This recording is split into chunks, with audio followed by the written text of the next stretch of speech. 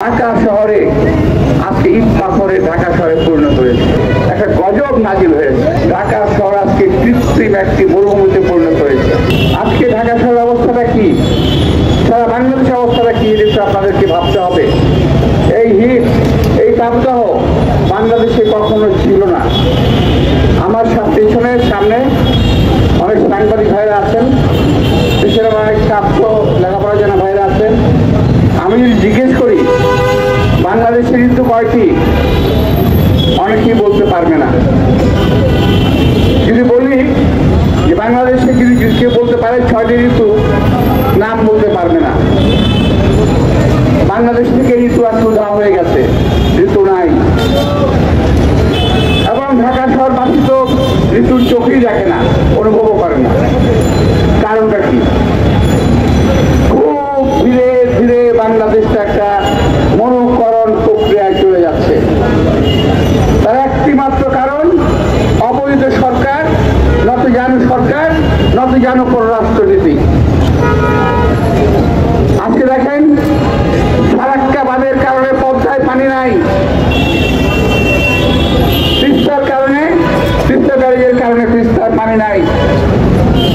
বাংলাদেশের 333টি নদীর মধ্যে আজকে প্রায়, আমার যদি ভুল না হয়, 333টি কিংবা তার চেয়ে বেশি নদ নদী ছিল বাংলাদেশে। আজকে সেখান থেকে, আর ভুল করছি, 1100-র বেশি নদী ছিল, তার মধ্যে 300 নদী নিখোঁজ হয়ে গেছে। 300 নদী এই আওয়ামী চক্রের ভূমিদস্যুদের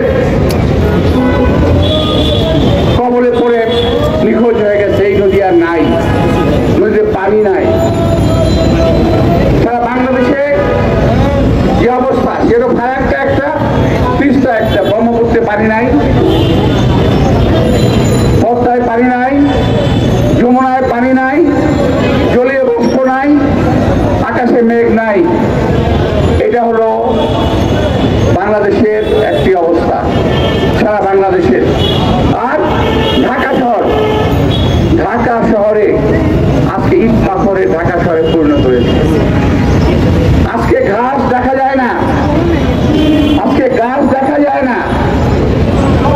সবচেয়ে বড় সমস্যা হলো ঢাকা শহর আজকে কৃত্রিম একটি মরুভূমিতে পরিণত হয়েছে। ঢাকা শহরের চারিদিকে জলাশয়গুলো ছিল ভরাট হয়ে গেছে। এই ভূমিদস্যুরা জলাশয়গুলো দখল করে ফেলেছে। এই ভূমিদস্যুরা কারা? এরা সরকারের মদতপুষ্ট ভূমিদস্যু। আর এই সরকার তাদের প্রশ্রয় দিয়ে চলেছে, তার একটি মাত্র কারণ সরকারের সঙ্গে তাদের একটা যোগ সাজস রয়েছে। তলে তলে একটা ব্যবস্থা আছে ওদের সঙ্গে। ওই যে পরানবাদের কাছে তলে তলে কি ব্যবস্থা, ওই ওদের সঙ্গে তলে তলে একটা ব্যবস্থা সেই সরকারের।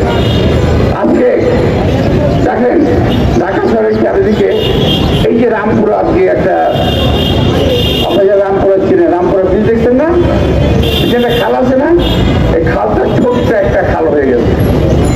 এই খালটা ছিল অনেক বড়। ছোটবেলায় আমরা এই খালের তল তলে পানি দিয়ে আমরা সাঁতার কেটে পারে গিয়েছি, আমার পরিষ্কার মনে আছে। আবার দেশ নেত্রী বেগম খালেদা জিয়া যখন নাকি বন্যার সময় রিলিফ বিতরণ করেন, এখান দিয়ে আমরা ট্রলার দিয়ে আমরা বেড়ায় গিয়েছি। আপনি গিয়ে দেখেন ঢাকার চারিদিকে পানি দিয়ে ভরাট করে ফেলেছে, অর্থাৎ একটি কৃত্রিম মরুভূমি। ঢাকা শহরের যে অবস্থা, ইট পাথরের শহরে এমনি গরম, গাড়ি ঘোড়ার গরম, তারপরে চারিদিকে বালু দিয়ে ঢাকা শহর ঢেকে ফেলেছে। গাছগাছটা নাই, খাল বিল নাই, পানি নাই, ঠান্ডা কোত্থেকে আসবে? সুতরাং এই একটি নত জানু সরকার, এই একটি গণবিরোধী সরকার, এই একটি অবৈধ সরকার, এই সরকারের থাকতে, এই সরকারের কারণে আজকে আমাদের উপরে একটা গজব নাজিল হয়েছে, একটি গজব। এটাকে আমরা দেখলাম, এক মাওলানা সাহেব ওয়াজ করেছেন যে এটা হলো, এটা গরম না, এটা হলো দুর্যোগের গরমের একটা মাত্র একটা চিহ্ন। তো ভাই আজকে বলতে পারেন গরম লাগবে সরকার